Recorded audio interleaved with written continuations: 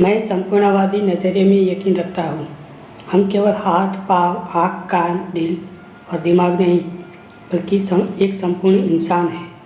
काम करने के लिए एक पूरा आदमी जाता है और काम करके एक पूरा आदमी लौटता है। घर की परेशानियाँ हमारे कामकाज पर और कामकाज से जुड़ी परेशानियाँ हमारी पारिवारिक जिंदगी पर असर डालती है। पारिवारिक समस्याओं की वजह से तनाव का शिकार होने पर हमारी प्रोडक्टिविटी घट जाती है। इसी तरह कामकाज से जुड़ी परेशानियां न केवल हमारे परिवार बल्कि जिंदगी के हर पहलू पर असर डालती है। निजी पेशे से जुड़ी और सामाजिक समस्याएं एक दूसरे पर लाजिमी तौर पर असर डालती है। आपके नज़रिए को तय करने वाले कारण क्या है? मैं आपसे कुछ सवाल पूछता हूँ। हम नज़रिए के साथ ही जन्म लेते हैं या बड़ा होने पर विकसित करते हैं? हमारा नज़रिया किन चीज़ों से बनता है? अगर माहौल की वजह से जिंदगी के बारे में आपका नज़रिया नेगेटिव हो गया है तो क्या आप उसे बदल सकते हैं? दरअसल हमारे नज़रिए का ज़्यादातर हिस्सा हमारी ज़िंदगी के शुरुआती सालों में ही बन जाता है। ये सच है कि हम अपने मिजाज की कुछ खासियतों के साथ पैदा होते हैं, लेकिन बाद में हमारा जो नज़रिया बनता है उसे ख़ास तौर से ये 3 चीज़ें तय करती है। एनवायरनमेंट, दूसरा है एक्सपीरियंस और तीसरा है एजुकेशन। इन्हें हम नज़रिए के 3 ES कह सकते हैं। अब इन तीनों पर नज़र डालते हैं। एनवायरनमेंट में ये चीज़ें शामिल होती है: घर, अच्छा या बुरा; स्कूल, साथियों का दबाव; काम, मददगार या ज़रूरत से अधिक नुक्ताचीनी करने वाला सुपरवाइज़र; मीडिया, टेलीविज़न, अखबार, पत्रिकाएं, रेडियो, फिल्में; कल्चरल बैकग्राउंड, धार्मिक बैकग्राउंड, परंपराएं और मान्यताएं; सोशल एनवायरनमेंट, पॉलिटिकल एनवायरनमेंट। ऊपर बताए गए सारे माहौल मिलकर हमारी तहबीज बनाते हैं। घर हो, संस्था हो या देश हो, हर जगह अपनी एक तहबीज होती है। उदाहरण के तौर पर आप एक स्टोर में जाते हैं तो वहाँ के मैनेजर से लेकर सेल्स क्लर्क तक को विनम्र, मददगार, दोस्ताना और खुश मिजाज से भरा पाते हैं। फिर आप दूसरी दुकान में जाते हैं तो वहाँ काम करने वालों का रुखा और बदतमीज पाते हैं। आप एक घर में जाते हैं तो वहाँ माँ बाप और बच्चों को तमीज़ वाला, मिलनसार और दूसरों का ख्याल रखने वाला पाते हैं, जबकि दूसरे घर में जाने पर हर आदमी कुत्ते बिल्लियों की तरह आपस में लड़ता पाते हैं। जिन देशों की सरकार और राजनीतिक माहौल में ईमानदारी होती है, वहाँ के लोग भी आमतौर पर ईमानदार, कानून का पालन करने वाला और मददगार होता है। इसका उल्टा भी उतना ही सही है। जिस तरह बेईमान और भ्रष्ट माहौल में एक ईमानदार आदमी का जीना मुश्किल हो जाता है, उसी तरह ईमानदारी से भरे माहौल में बेईमान व्यक्ति को मुश्किल ही होती है।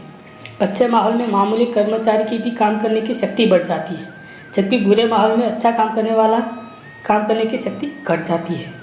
कल्चर कभी नीचे से ऊपर की ओर नहीं जाती, बल्कि वह हमेशा ऊपर से नीचे की ओर आती है। हमें पीछे मुड़कर देखना चाहिए कि हमने खुद के लिए और अपने आसपास के लोगों के लिए कैसा माहौल तैयार किया है। बुरे माहौल में लोगों से अच्छे व्यवहार की आशा नहीं की जा सकती। जहाँ कानून का न हो कि कानून बन जाता हो, वहाँ ईमानदार नागरिक भी चोर, उचक्के और बेईमान हो जाते हैं। कुछ समय निकालकर इस बात पर गौर कीजिए कि हमारा माहौल हम पर कैसे असर डालता है। हम जो माहौल तैयार करते हैं वह दूसरों पर कैसे असर डालता है। दूसरा है एक्सपीरियंस। अलग अलग लोगों से मिले और एक्सपीरियंस के मुताबिक हमारा व्यवहार भी बदल जाता है। अगर किसी इंसान के साथ हमें अच्छा अनुभव मिलता है तो उसके बारे में हमारा नज़रिया अच्छा होता है, पर बुरा अनुभव मिलने पर हम सावधान हो जाते हैं। अनुभव और घटनाएं हमारी ज़िंदगी के रेफरेंस पॉइंट बन जाते हैं। हम उनसे नतीजे निकालते हैं जो भविष्य के लिए एक गाइडलाइन का भूमिका निभाते हैं। तीसरा है एजुकेशन। शिक्षा फॉर्मल और इनफॉर्मल दोनों तरह की होती है। आजकल हम लोग सूचनाओं के सागर में गोते लगा रहे हैं, लेकिन ज्ञान और समझदारी का अकाल पड़ा हुआ है। ज्ञान को योजनाबद्ध ढंग से समझदारी में बदला जा सकता है और समझदारी हमें कामयाबी दिलाती है। शिक्षक की भूमिका काफ़ी महत्वपूर्ण होती है। उसका प्रभाव अनंत काल तक रहता है। इसकी असर की लहरें अनगिनत है। शिक्षा ऐसी होनी चाहिए जो हमें केवल रोजी रोटी कमाना नहीं, बल्कि जीने का तरीका भी सिखाए। अब ये देखते हैं कि सकारात्मक नज़रिए वाले लोगों को कैसे पहचानें।